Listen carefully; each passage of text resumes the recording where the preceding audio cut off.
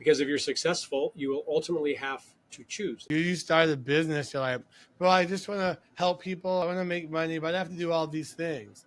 But if you want to stay in business for the long term, you like from what I got from this, you have to have a plan. Yeah, he did. I think he was the author of this idea, the analogy anyway, of okay, so you want to open an ice cream shop. Well, do you want to dip ice cream or do you want to own the shop?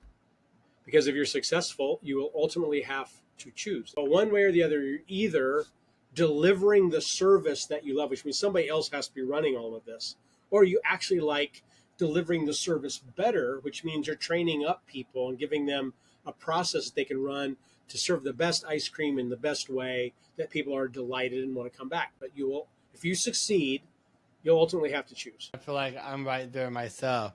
Like I love being the technician. I understand that part, but I'm learning about the leadership and the executive roles and being the operator. And like, oh, but eventually one day I'm gonna have to choose. Am I gonna lead this company and have other people do those other roles?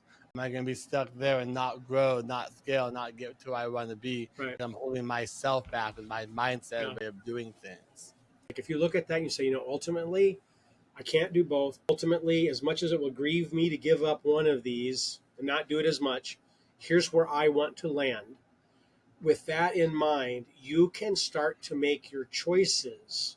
And over time, by degrees, you move in that direction because you've got a sense of where this needs to go that honors what you want. And that's where continuity starts to become more of a promise because you're making those decisions with that in mind. It doesn't pull you out of the technical things immediately or even the new things if those really, get your motor running, but you end up choosing. You can always walk it back, but choosing with that longer term in mind.